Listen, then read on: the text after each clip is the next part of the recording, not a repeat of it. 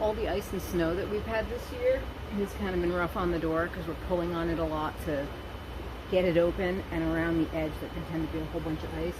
And just from yanking on it, we snapped the handle. So I got to replace this doorknob. But I wanted to talk about plant varieties, specifically over the winter time, which doesn't actually vary very much. But I want to show what it is that we're growing and what varieties we're growing. So I'm going to replace this doorknob, and then we'll get into that. So I'm going to start off with lettuce varieties that we grow. This here is a mixed variety. This is from Johnny Seeds. This is their 5-star greenhouse mix. This just came out a couple of years ago. This is really, really nice. It's got a really good variety in color and texture, and the red really holds its red well. And we've seen with a few different red lettuces that we've tried under the greenhouse cover, they can tend to be very muted red. It can not really hold that deep color very well, where the reds in this variety are really nice. It's got good disease resistance, especially the mold, which is a problem this time in the wintertime. For this, I am using the Rockwool cubes, and I'm doing 6 to 8 seeds per cell. This is going to get harvested this week. You can see this full tank here. So I'm going to be harvesting this week. This I cut, and then we mix this with some of the other lettuces, the summer crisp and butterhead that we grow, and it makes a really nice salad mix that we sell at market.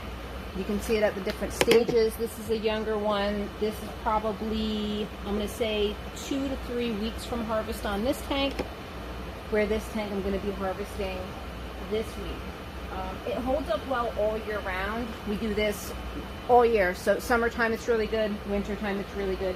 I have minimal issues with mold in the wintertime, really in those super cold days of January where the fans really aren't coming on and the humidity is very high and it's not drawing up the nutrient as well as it should be, so then you're getting some of those issues with tip burn and the mold and that sort of thing. But from all the ones that we've tried, this has been the one that held up the best. And like I said, the issues are minimal, even in the middle of the winter time. It really doesn't, it's slow to bolt in the summertime. It will when it gets really hot and it gets too big, they'll kind of stretch. But even then, if it's only starting to bolt a little bit, it's not bitter. That doesn't happen until it's way out of control, and you can tell obviously that it's gotten too tall. But it's not, it does really, really well. So for year round, so that's the 5-star greenhouse mix from Johnny Seeds, and this has been really, really well as far as a salad mix goes. I like this one a lot. What we're growing for head lettuce I don't think is going to surprise anybody. They're varieties that have become very popular, especially for hydroponic, and it's just because they do so well. So this summer crisp here, this is Mere. We do get this from Johnny's, but you can kind of find it anywhere at this point. It's become so popular. Paramount Seeds is carrying it. Just about anybody is carrying it. So this is Mere Summer Crisp. Again, we grow this year round. It's slow to bolt in the summertime. It does good in the winter time. We will have some tip burn on it. If I do a regular treatment of fungicide in here, it can keep that under control, especially with the Mere, and we get a very good harvest rate on that. So for that, year-round, really good production on that. Butterhead, again, I don't think it's going to be any surprise. This is Rex. We're growing this year-round. I would say better in the summertime than in the wintertime. It is pretty susceptible to the tip burn in the wintertime. If I do seem to get that damage, it's generally on the interior leaves. So I'll cut these and add these to our salad mix. So at least I'm getting some yield out of them if I am having issues. But now with the day lengthening, the sun is obviously trying to come out today, which is going to get the greenhouse fans going, and that's going to reduce the amount of tip burn that we're seeing on this. But it's been the most consistent of all the other butterheads that we've tried, and especially within the tank space, the spacing that we have going on. Some of the other butterheads, they can be a very large loose leaf head, and then they just get too crowded. So it's better, that one's more compact, it's got good density to it, and within the tank spacing it works really, really well. So Rex is no surprise, it is recommended for hydroponic production, so that does really well in here as well. Romaine, I'm not really locked in on a variety. This that I'm doing right now is Sunland. Depending on the different heads, some of them I find if they're too tall, they can fall over, or they're just too large for the system. They're young because I've only just started growing them again. I have a really big problem with tip burn with them in the wintertime, so I tend to stop for about 3 months, 2 or 3 months. I'm just starting to get them in back now. They're doing okay. I am seeing some slight tip burn. That'll start to go away. It is another one that I can cut it and use it in the salad mix if I need to. If it's too much of a tip burn, I don't want to sell that as a head. I can at least put it into the mix. So it does well. I will still keep trying different varieties because, again, I'm not really locked on this variety. It does good, but I still want to see if there's something better. I have another one coming. I just ordered a bunch of seeds from Johnny's, and they had a romaine that was actually recommended for hydroponic, which I don't usually see on the romaine seeds. I think it's a new variety, so I'm going to give that a try and see how it does, but I don't remember what the name of that is. I'll look it up. I'll put it in the screen there so that if anybody else wants to test it out, or if you've grown it and you know how it does, you could let me know. That would be great. So, a little bit of romaine. I wouldn't say it's a huge seller compared to the salad mix and the summer crisp. Those two, I would say, top sellers at the farmer's market. After that, the butterhead, and then after that, the romaine. Customers do like to see it on the table, and it's not a top seller. So I'll grow probably in summertime. I'll have 2 tanks a week, so that's 48 heads. That's the max that I'm going to do over the summertime, just for the popularity. If more people wanted it, then I'd expand that for summertime, but it's just not as popular as the other lettuces are. These are the 2 Swiss chard varieties that we have growing in the greenhouse right now. The red is Charbel and the green is Ford Hook Giant. We've also done bright lights in here. We actually do that one quite often. The mix in color looks really nice on the table at market. These were sort of a test. I do have some frustration with Swiss chard in the winter time. The growth can be super, super slow. It really seems to be more temperamental with those short days than pretty much anything else that we grow. And with anything in the hydroponic greenhouse, the longer that it takes, the more it has a chance to have issues, whether it is the fungal issues or insect problems. The longer it takes, or if it's not thriving, if it's struggling, it's going to be a lot more susceptible to those problems. So as a comparison, because this, again, it was a bit of an experiment to try these different varieties, these are the same age, these 2 tanks. And you can see here that the Ford Hook is pretty good amount larger than the Charbel is. So we may lean more into that one, especially in the winter time, if that's going to be a better grower during those shorter light seasons. We'll get more production out of that. So that might be something that we lean more into in the winter time. The bright lights is really, really great in the summertime. It grows very well, and again, I love the color on the table, but it is a bit more temperamental. I've also gone back and forth between growing it in the rock wool cubes and growing it in the Pro Mix in trays. Good either way. Personally, I find germination to be a little better inside the rock wool cubes than in the Pro Mix, but both work pretty well. Again, I've mentioned in other videos, you want the roots to be really well established if you're going to grow it in the Pro Mix, so that media is not getting washed away when you're putting them into the tank. So that is one drawback with that. But otherwise, we should have, yeah, we've got some pretty good root development on this, and they're very healthy plants. So these varieties, that's that Charbel, and here's the, I don't know if you can see the roots on the Ford Hook there. These 2 are doing really well.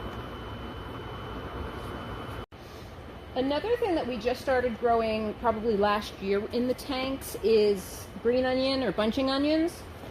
So what we ended up doing with these, because they take a lot less tank space than the other greens do, so we actually drilled extra holes where our normal tank lids have 24 per hole. We added extra holes in between, so these actually have 39. So the green onion, it takes longer to grow than most of the other greens do. So one way I counteract that, on the watering table, they generally stay there for 4 or 5 weeks because they stay small for quite a long time. So I can cut that down a little bit by having those on the watering table for that 4 or 5 weeks before they go into the tank. That means they're not taking up so much space in the greenhouse, because if I want 2 tanks of these a week, and then if they have to be in these tanks for 8 weeks, it's going to take up a lot of space in the greenhouse.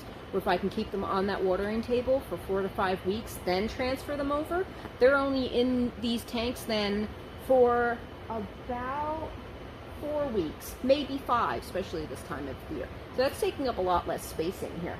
So again, there's 39 holes in this tank lid rather than our standard 24, which everything else is grown in the 24 spacing, 24 spaces per tank.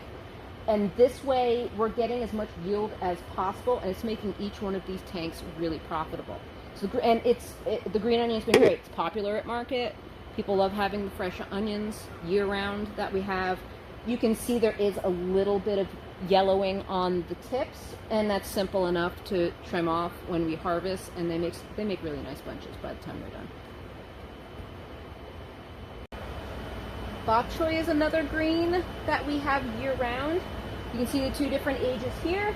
These are really doing well year round. The variety we're growing right now is Joy Choy, and I'm kind of sticking with that just because there's no reason to switch.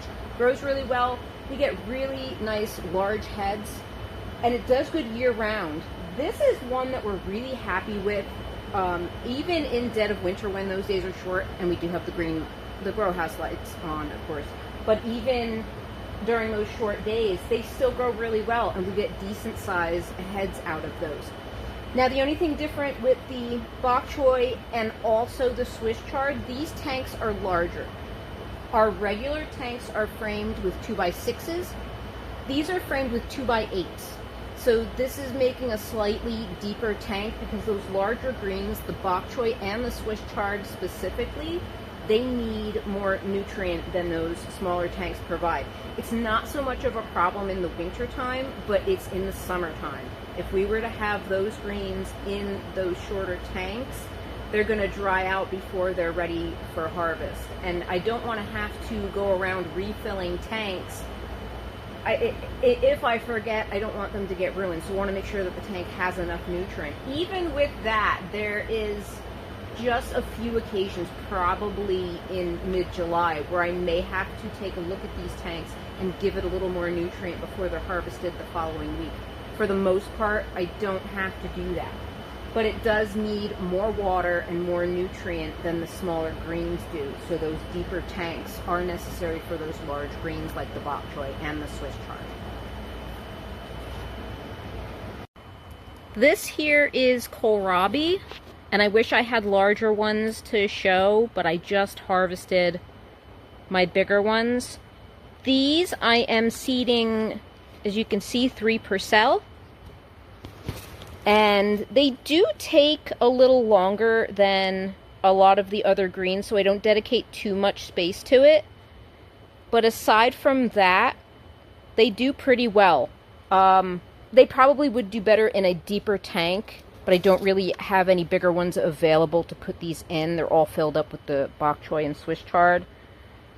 So I do keep an eye on these more so in the summertime. I generally have to refill these tanks just because they take so long and they do require a good amount of nutrient. But they grow really well.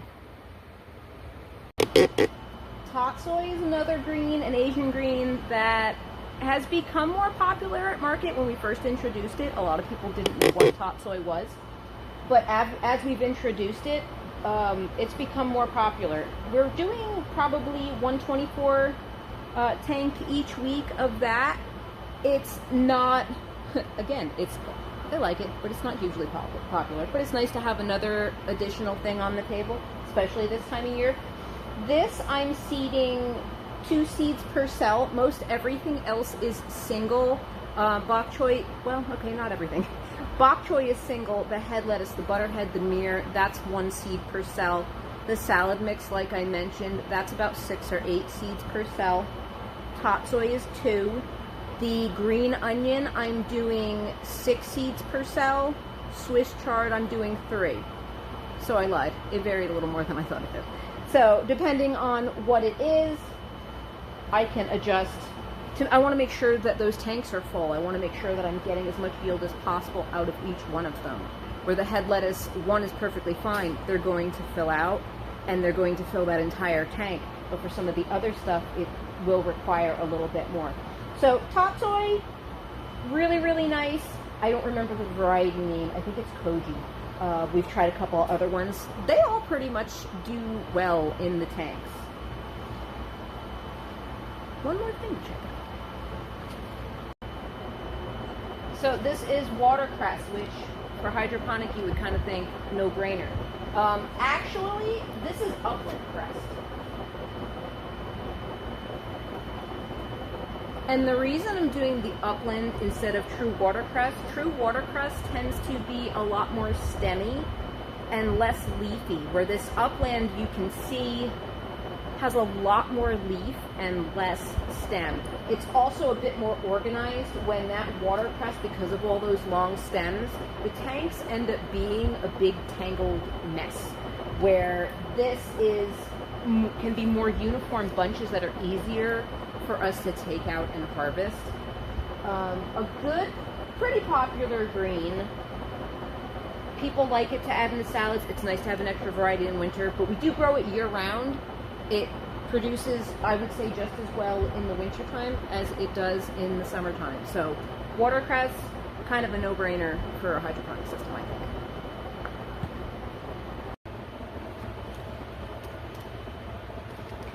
There have been a few things that I've tried that I really wish worked that didn't. And for that I would say arugula, spinach, and dill. All of those I really wish worked because there is pretty good demand for it at market. I would love to keep that in a regular rotation. But unfortunately, and all of them it's the same situation, they really don't like the roots being wet. So dill I found a little hit and miss. If I really made sure that that nutrient wasn't so far into the net cups that they're in, if I kept it really, really low, sometimes that would work and they would grow well. But then there could be a plant right next to it in the same tank and you can see the root rot that it got. And that was kind of the same for all of it. The arugula, the spinach, it doesn't like being wet. It just doesn't like wet roots. So they end up getting that root rot. And it just, those didn't work. And I would probably say that's the only thing that we tried. We really wanted to succeed. Honestly, tried it multiple times, tried different varieties, and it just doesn't work. So I don't have those over the winter time. Unless I could do dill in, say, a microgreen tray where it's very short growth and you're not even getting to that baby green stage. I could probably do it that way and that would work. I do cilantro that way and it works really, really well. So if I wanted to keep a regular rotation in the winter time, that would be one way that I could do some dill. So I wait, and spinach and arugula I'll do once we have the other high tunnels going as the weather warms up, and those will go into the ground. So I wish they worked. They didn't. But everything else that we have growing in here, it's stuff that we've tried over time. We've tried different varieties, we've tried different plants, and also it's just, are people going to buy it? We did Mizuna. Mizuna did really, really well. But people, it's not very popular. People don't know what it is. They don't know how to use it, and it's not a good seller. So that was something that we cut out. I've done mustard greens now and then. Those were so-so. Some people really, really liked it. But again, it wasn't a huge seller. At the end of the weekend, if anything was going to be left over, it was going to be mustard greens. So I've done it on and off. I might bring in, you know, I might do a tank or two now and then, but it's just not that popular, so that we kind of phased out. So there's been a few things like that, but pretty much what we grow, it's things that people are asking for. It's things that are really good sellers. We're not coming home with leftovers at the end of the weekend, and everybody knows what they are, which is, unfortunately, that is an important thing. A lot of people are not so brave to try something new. There are plenty of people who will, but not a lot of people want to try something new or something they're not used to eating. So some things just aren't that popular. So we phased it out. So what I've shown is what we grow. Most of this, well, I guess all of it is year-round production. The only thing I really change in the summertime, I do basil. Basil does really well, and it's a phenomenal seller in the summertime. But that is not going to work this time of year. Germination is not good, and it does not like the cooler temperatures. It really wants it to be warm. So I will probably start seeding that again next month. As these days get longer and the greenhouse gets warmer, basil's gonna do really well in here, so I'm gonna bring that back in. But everything else, it's year-round. These are the same plants, and we have tried to find varieties that do well year-round, so that we can have that same production, have the products that everybody's used to seeing on our tables at market.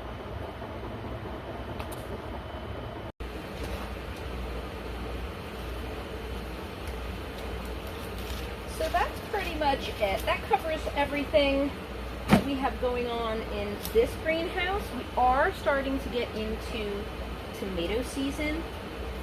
We have seedlings going, and I'm going to go over that pretty soon. They'll probably be going into the greenhouse in probably 2 weeks, so we'll have a video on that pretty soon.